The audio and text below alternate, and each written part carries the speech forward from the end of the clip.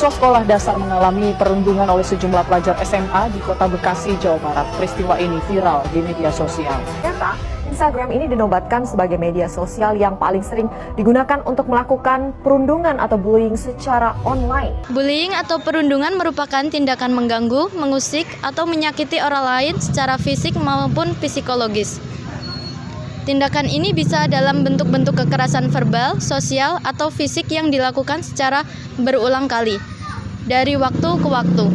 Bullying bisa dilakukan oleh perorangan atau kelompok, dan biasanya dilakukan oleh pelaku yang lebih kuat kepada korban yang lebih lemah. Kebiasaan perundungan dapat terjadi di mana saja selagi terjadi interaksi antar manusia, misalnya di dalam suatu organisasi, sekolah, tempat kerja, keluarga, dan lingkungan. Jenis-jenis bullying. Yang pertama ada kontak fisik langsung. Tindakan ini meliputi memukul, mendorong, menjambak, mencubit, dan mencakar, mengunci seseorang dalam ruangan, memeras dan merusak barang orang lain. Yang kedua ada kontak verbal langsung. Contohnya memberi panggilan dalam nama-nama yang aneh atau sarkasme dan menyebabkan berita palsu. Nomor 3, perilaku non-verbal langsung. Contoh bullying non-verbal yaitu tatapan sinis, menjulurkan lidah, dan memperlihatkan ekspresi yang merendahkan, mengejek, atau mengancam.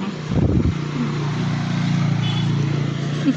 Perilaku non-verbal atau langsung.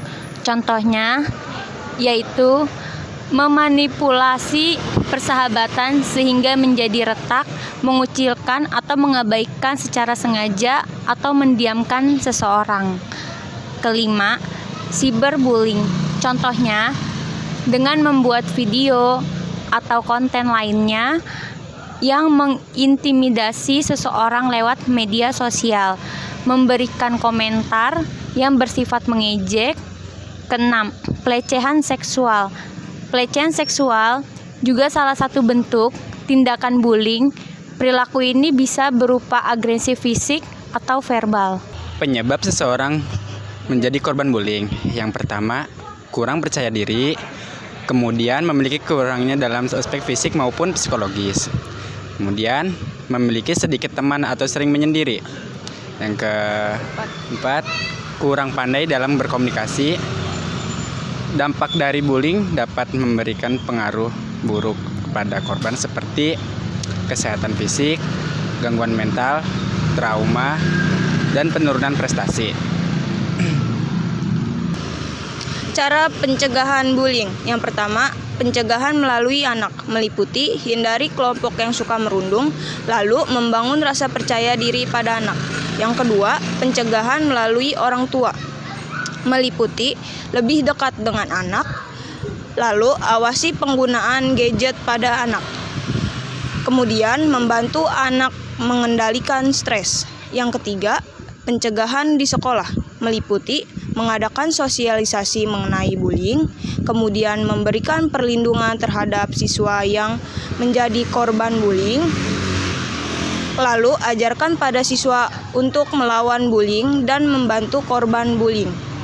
Assalamualaikum warahmatullahi wabarakatuh. Kami mahasiswa dari Universitas Bina Sarana Informatika Kampus LIPI Ingin melakukan observasi tanggapan masyarakat mengenai bullying di lingkungan sekolah.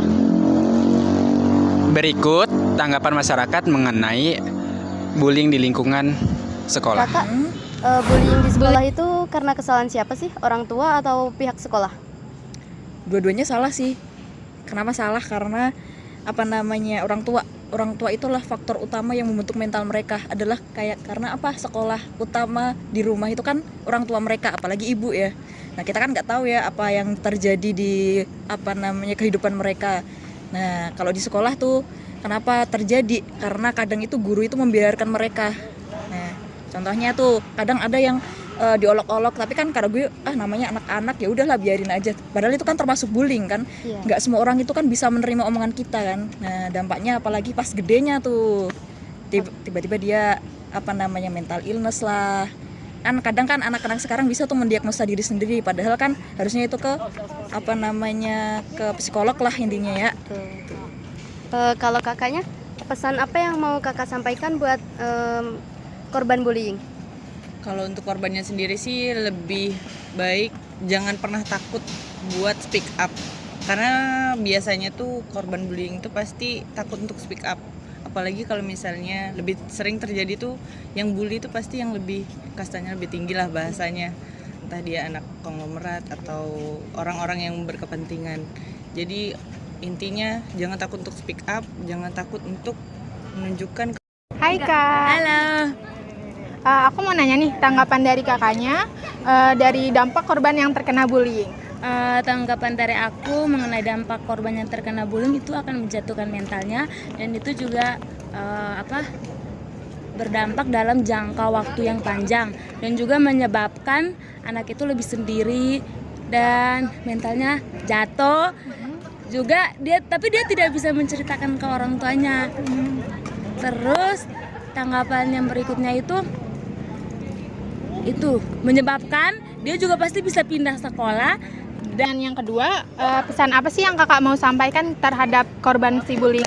Pesan yang akan disampaikan terhadap korban si bullying ini itu yang penting jangan pernah takut untuk melakukan sesuatu hal lawan jika itu menurut kamu tuh ditindas, dan juga jangan pernah membiarkan diri kamu tuh diinjek-injek. Selagi kamu benar, lakukan aja. Udah itu aja.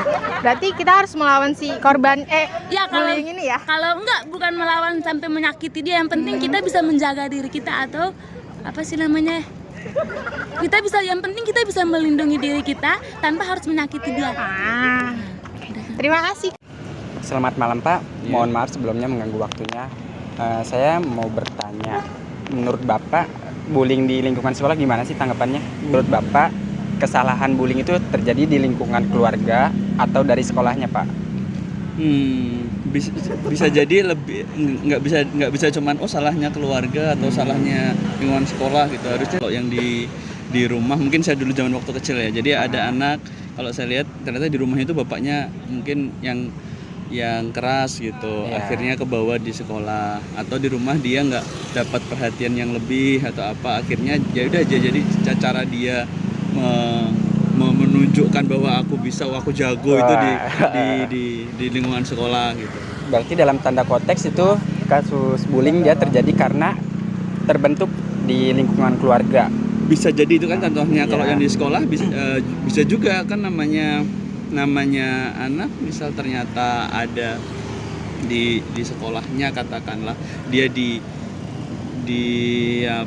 ada yang kurang bergaul gitu, nggak punya teman, akhirnya ya udah dia buat kalah-kalahan gitu kan, biasanya kan gitu, ya udah dibully terus. Jadi bisa jadi nggak padahal ya di keluarga nggak ada ini aja. Baik Pak.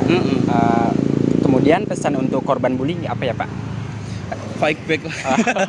Iya, belajar kalau dipukul ya mukul lah gitu.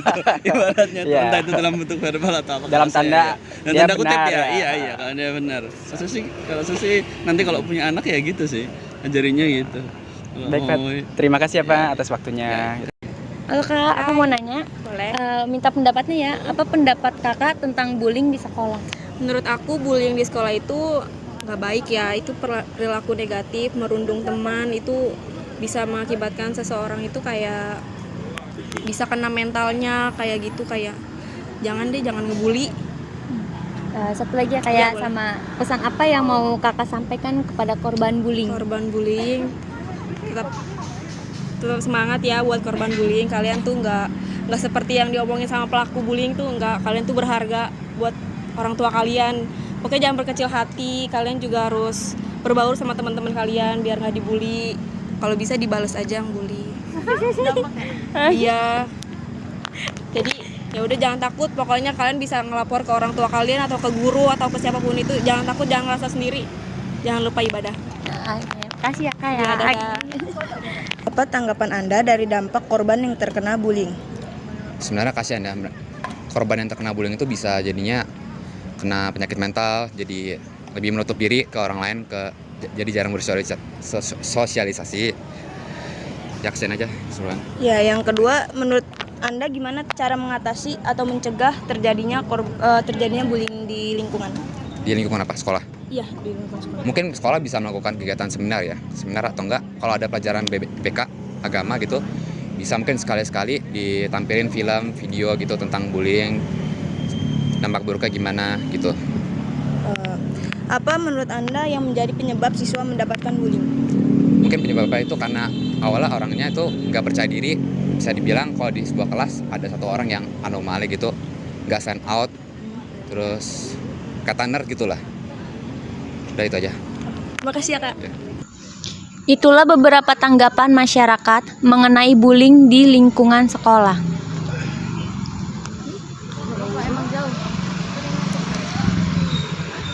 Sekian video dari kami. Terima kasih sudah menonton. Semoga yang disampaikan dapat bermanfaat bagi kita semua. Wassalamualaikum warahmatullahi wabarakatuh.